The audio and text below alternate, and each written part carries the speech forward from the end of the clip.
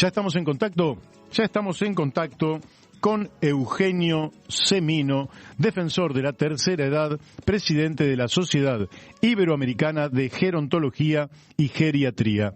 Buenas tardes, Eugenio. ¿Qué tal? Qué gusto poder saludarte, Mario. Bueno, igualmente, aunque el gusto sería mayor si las circunstancias de nuestros abuelos fueran un poquito mejor.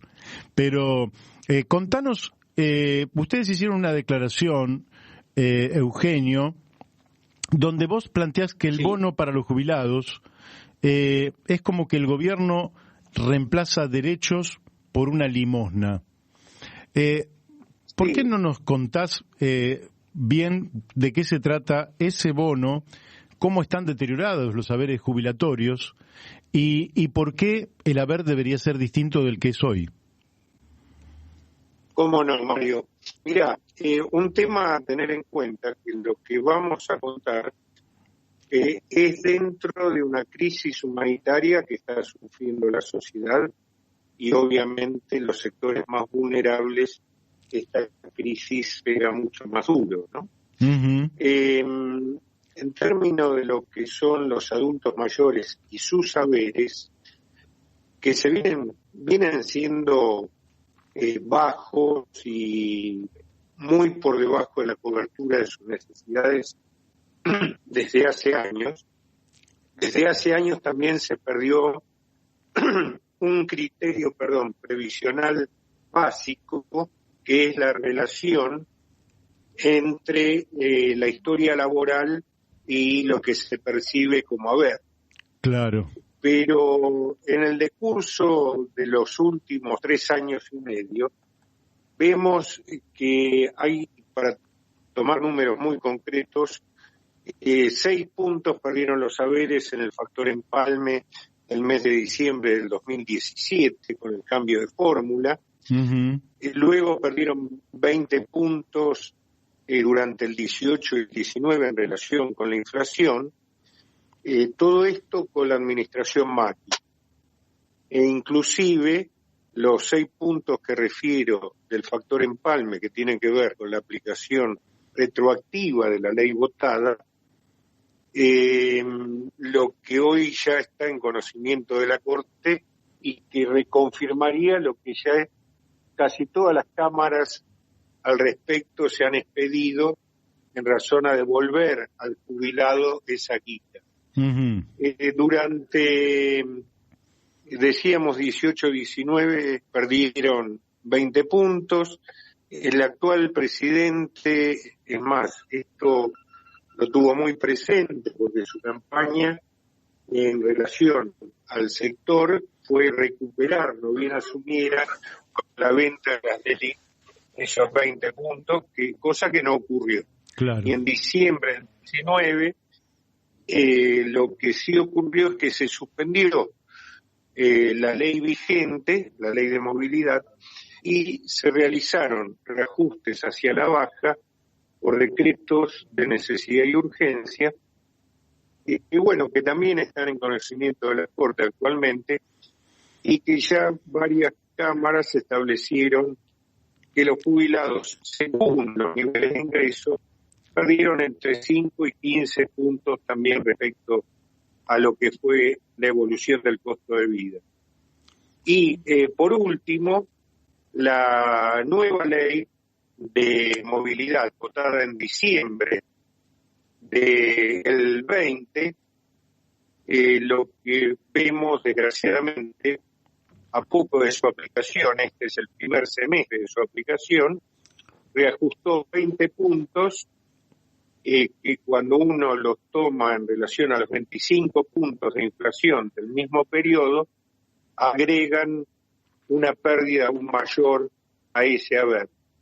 Recordemos a todo esto que la canasta del jubilado, última medición, con gastos de vivienda del 15 de abril de este año, era de 64.000 pesos para la vida del adulto mayor en grandes ciudades. Uh-huh. Y tenemos, Mario, que esto hay que confrontarlo con 4,5 millones de jubilados y pensionados que están percibiendo 23.000 pesos y 2 millones restantes una media de 35.000 pesos. Dejo un paréntesis para también tenerlo en cuenta, que las pensiones no contributivas por discapacidad, que son 1 millón aproximadamente en Argentina, están aún por debajo de estos montos, están en el orden de los 20.000 pesos, no llegan a 20.000 pesos. Por lo cual vemos que hay un sector ultra necesitado, que las distintas políticas aplicadas por lo que hoy es oficialismo y por lo que fue oficialismo y hoy es oposición, actuaron negativamente en términos de preservar la calidad de vida del jubilado y en términos de recuperar una relación de la historia laboral del trabajador jubilado con su vida activa. Uh-huh. La tasa de sustitución hoy del salario respecto al haber jubilatorio no llega al 50%. Por lo cual, esto ha convertido, a través de este largo proceso, no me voy más atrás porque no dan los tiempos radiales, prácticamente en un subsidio. Y esto, la clase política, quienes van administrando el país, lo ratifican con sus actitudes. Por ejemplo, el tema del bono no es nada nuevo. Frente a cada proceso electoral siempre aparece un bono para los jubilados. Ahora, este bono de 5.000 pesos, que son 160 pesos por día, en nada mueven el amperímetro de un estado de necesidad suprema del jubilado, que fue inclusive el que más se vio ajustado durante el periodo de pandemia, más allá de lo que estoy contando en términos de lo económico, sino en dos aspectos. Uno, obviamente, en cuanto a la salud, el 80% de los más de 100.000 fallecidos son adultos mayores, y quienes sufrieron la enfermedad hoy tienen comorbilidades que no son atendidas ni rehabilitadas, y a su vez contemplar que las familias que podían ayudar al adulto mayor previo a la pandemia, producto de esta, perdieron ingresos, por lo cual el primer desplazado en el sistema de ayudas, como en el viejo iglú de los esquimales, es el adulto mayor. Todo esto incorporó el último dato de los 6.800.000 argentinos que están esperando su segunda dosis de la vacuna, que a fines prácticamente del mes de julio, son casi 4 millones adultos mayores jubilados. Y señalo esto porque según el protocolo del Ministerio de Salud del 23 de diciembre, del Ministerio de Salud de la Nación, tenían prioridad después del sector más sensible, más esencial en términos de la atención de la pandemia, que es el sector de salud. Venían precisamente los adultos mayores, primero en internación geriátrica y luego adultos mayores en general. Y sin embargo, hoy vemos que prácticamente la mitad no han completado su vacuna, y estamos también en ese aspecto muy, pero muy preocupados, porque más allá de lo que ya generó la pandemia, hoy las nuevas variantes, Delta, Epsilon, que están a la vuelta de la esquina, hacen temer sobre la eficacia sobre vacunas que tengan apenas una dosis. Así que este es el cuadro de por qué señalamos, y lo hicimos con todos los gobiernos, que en realidad el subsidio termina siendo una limosna y no un reconocimiento de un derecho que ya tiene el adulto mayor, y sobre todo en su condición de trabajadora jubilada. Claro. Bueno, en el primer semestre de este año, el gobierno se jacta de haber tenido un déficit primario de 0,5 por ciento del PBI, es decir, nada respecto a la situación general producida por la pandemia, donde incluso hay actividades que no se han recuperado y entonces eso tiran a la baja las posibilidades de recaudación impositiva. ¿A qué atribuís que el gobierno tenga tanto interés en hacer los deberes con el Fondo Monetario Internacional y dejar de hacer los deberes con una población que hasta desde el punto de vista especulativo es la que le va a dar el respaldo político electoral para que continúe con el poder?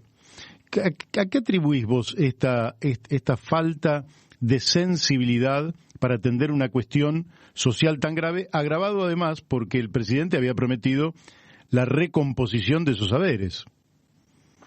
Efectivamente. Mira, yo creo que hay una concepción que desgraciadamente se sigue aplicando, que es cumplir, más allá de quién adquiera la deuda y quién la paga, prioritariamente con los organismos multilaterales de crédito. Y desde los 90, que me tocó inclusive ser parte de la lucha contra la privatización del sistema previsional, los papers de Fondo Monetario son exactamente los mismos que hoy. El ajuste se da sobre una de las cajas más importantes que tienen los países, que es la seguridad social. Y en la concepción esgrimida ya en aquella época y hoy vigente, es la excusa que las pirámides se desarrollan abandonando lo que es la inversión o el gasto del vértice de esa pirámide demográfica, sacarlo de ahí para aplicarlo a la base, es decir, a los niños de 0,5, de 5 a 10. Evidentemente, este verso, que es el expuesto por los organismos multilaterales, ha quedado demostrado por la realidad que nunca fue así, que nunca hubo una recomposición en la pirámide y que simplemente la plata que se le sacó a los trabajadores jubilados no fue a la niñez, sino se fue para fuera del país. Claro. Y creo que hoy es la misma concepción, más allá que se despotrique desde el discurso y demás, creo que las recetas del fondo rigen la economía argentina y las decisiones del ministro de Economía. Eso explica lo que está sucediendo. Ahora, esos ahorros, como siempre se ha demostrado, bueno, creo que ya lo hemos hablado, esos ahorros tiran, al mediano plazo tiran la recaudación para abajo y mete al gobierno en un círculo vicioso. Esto ya se comprobó allá por el 2000, 2001. ¿Qué no aprendemos los argentinos la lección? ¿Qué pasa, Eugenio? ¿Cómo se entiende esto tampoco? Mira, yo creo que estos problemas estructurales que siempre se dejan para después, para resolver supuestamente lo actual, lo que hacen es que se vaya generando un clima en la sociedad y un estado de cosas que hoy yo veo muy, muy preocupado, porque veo que se están rompiendo los pactos de convivencia social, ¿no? Claro. En términos concretos, de lo que debiera estar discutiendo el sistema político, es cómo financiar esa calidad de vida, ¿no? Por ejemplo, lo que proviene del trabajo, del financiamiento del sistema, es insignificante porque tenemos el último número del Ministerio de Trabajo es el 40% del trabajo no registrado. Todos creemos que sobre eso hay 8 o 10 puntos más actualmente. La mitad es trabajo no registrado. La mitad. Exactamente, efectivamente. Y en términos históricos, con quita de contribuciones patronales. Del 95, Cavallo para acá, Cavallo, Macri, es decir, son quitas de contribuciones que en definitiva desfinancian aún más el sistema en pos de preservar los puestos de trabajo, una mentira repetida. Uh-huh. Y de lo que hace impuestos, hoy el que más plata está poniendo para la seguridad social es el IVA. Claro. Y ahí es el círculo vicioso al cual vos aludías. Uh-huh. El que más afecta a los pobres es el que banca a los pobres jubilados, ¿no? Es una cosa muy patológica, mientras vemos, Mario, que las grandes rentas no están afectadas, ¿no? Es decir, sí. desde la minera a la que queramos, ¿no? Sí, el propio contrabando que Alcira Argumedo en este programa, pocos días antes de perderla, la querida nos habló de algo así como 30.000 millones de dólares que se evaden en impuestos por contrabando, básicamente, es decir, claro. porque como solo es a simple declaración las exportaciones y no hay controles ni en la ruta, ni en los puertos, ni en las cargas, ni inspectores en los barcos, y bueno, entonces fluye la riqueza de este país hacia afuera sin ningún tipo de control, y uno piensa a veces que solo se puede explicar con la complicidad del poder político. Porque si no, realmente lo que se deberían hacer es tomar las medidas correspondientes para terminar con estas triangulaciones, además, que el propio presidente la denunció, por ejemplo, en el caso de Vicentín, pero luego que era lo que motivaba la expropiación, y después como salió alguna gente a bocinar a la calle, él dio marcha atrás. Pero entonces sigue digamos, este saqueo, y mientras tanto ese saqueo lo termina pagando nuestro pueblo. ¿Cómo pensás que se puede encarar realmente un proceso de recomposición? ¿Qué debería hacer un ministro de Economía en el presupuesto para poder decir, bueno, vamos a recomponer y llevar a un nivel de dignidad a todos los jubilados y al nivel que le corresponda a aquellos que hayan contribuido durante muchos años al sistema y que por tanto es un derecho inalienable de ellos tener una jubilación que no sea la mínima, sino que sea mucho más allá de la mínima por los aportes que hicieron? ¿Qué debería hacer un ministro? Sí. Mira, en todos los países los gobiernos han apelado al recurso de la seguridad social para financiar cuestiones que debe financiar el presupuesto nacional. Uh-huh. Hoy en ANSES, jubilados y pensionados, tenemos 6 millones y 1 millón más de no contributivos discapacitados. Estos 7 millones están muriendo de hambre. Claro. Digo literalmente, ¿no? Sí. Ahora, ANSES paga 28 millones de cheques. Uh-huh. A una cantidad de sectores sociales también totalmente pauperizados y que los necesitan. Sí. Ahora, lo primero que hay que hacer, y es lo que han hecho muchos otros países, es decir, la caja de la seguridad social es esta y el resto es presupuesto nacional. Uh-huh. Claro. Porque si no, lo que vemos hoy, que en este desbarajuste, hay una mezcla donde ya no sabemos cuál es el fondo, por ejemplo, de sustentabilidad y garantía, que llegó a tener 100.000 millones y demás, se fue diluyendo y hoy quedan bonos de papel pintado. Entonces, me parece que el sistema político no quiere sanear y explicar claramente, porque ahí se diluye gasto público, se diluyen una cantidad de cuestiones que debieran ser asumidas por el presupuesto. Fíjate, hay un universo de 150.000 mujeres que no se pueden jubilar porque les faltan años de aporte, que no los pueden comprar por la moratoria del 2014. Uh-huh. Entonces se crea una figura que es reconocer por hijo, años de aporte, Y en realidad, y se mezclan dos cuestiones, que es la cuestión previsional con la ley de cuidados. Ujú. Y el decreto no dice de dónde se financia. Entonces, a ver, digo, estas cosas que después van quedando, porque después se siguen aplicando, van generando lo que hoy es un dislate del sistema absoluto, porque vos fijate,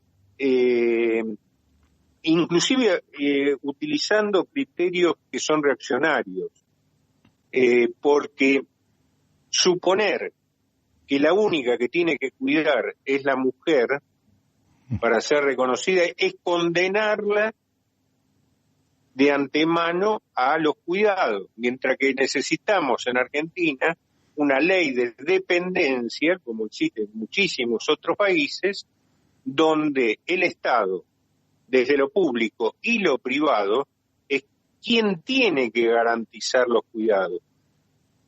Porque inclusive llegamos a cuestiones muy inequitativas, por otra parte. Si un padre crió a sus hijos, ¿por qué no puede tener el mismo derecho, por ejemplo? Lógico. O algo que es muy frecuente y que en mi profesión lo veo todos los días, los descendientes atendiendo a ascendientes postrados a través de años y no tienen ningún reconocimiento. Lo que digo es, supuestamente, ampliar derechos es para todos muy saludable, para mí en particular lo es, pero hacerlo en serio, hacerlo realmente como se debe.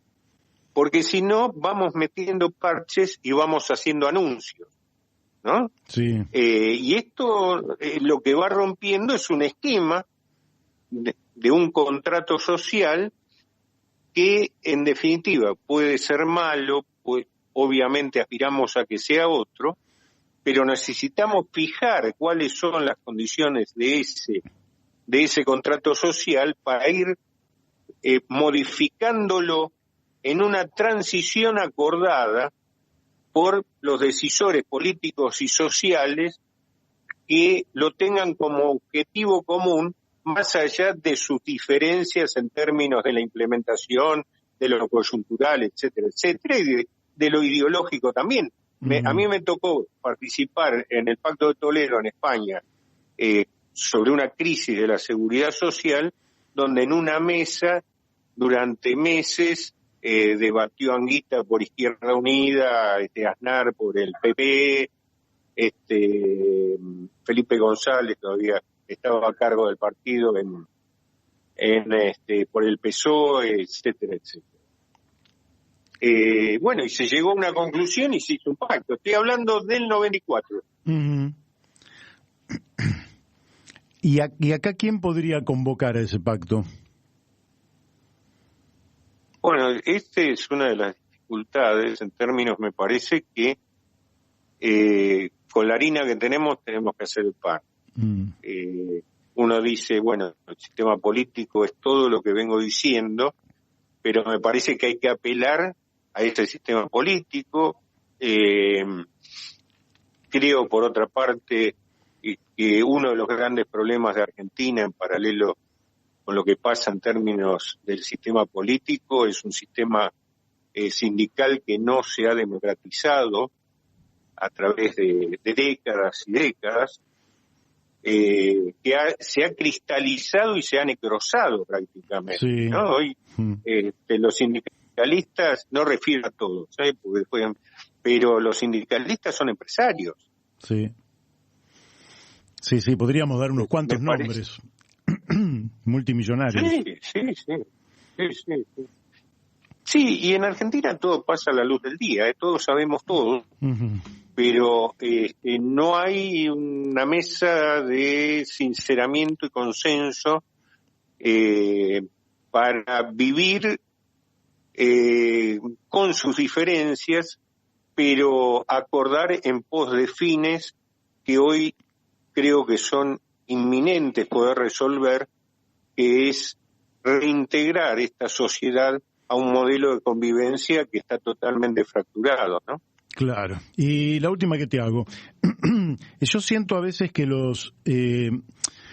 que hay economistas, tampoco se puede generalizar, que utilizan el siguiente argumento. El Estado gasta mucho y como gasta mucho, toma deuda. Y después tenemos que cargar con la deuda más los intereses, etcétera, etcétera. Pero omiten de decir que cuando se le paga a un jubilado, se le paga en pesos y que la nación es soberana para emitir esos pesos en caso de necesitarlos y que, por tanto, no tiene ninguna necesidad de endeudarse y mucho menos endeudarse en dólares. En todo caso, se puede endeudar en pesos, pero no en dólares para gastos corrientes. Con lo cual uno sospecha que aprovechando el déficit utilizan el mecanismo del endeudamiento, que en definitiva es el elemento por el cual el capital financiero viene atando, saqueando y empobreciendo a la Argentina. Ahora, ¿cómo sentís vos que se le diga a un jubilado que él es responsable de buena parte del déficit y que por tanto la Argentina se endeuda y que además de ser víctima se le ubica en el papel de victimario?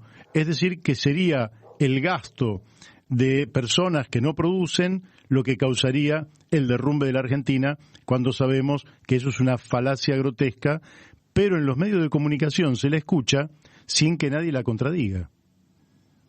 No, mira, lo que vos señalás es de absoluta claridad y de gran uniformidad en términos de la opinión económica del país. Lo del gasto público, yo que ya tengo un exceso de juventudes acumuladas, lo vengo escuchando de los 60 con Alzogaray, ¿no? Sí.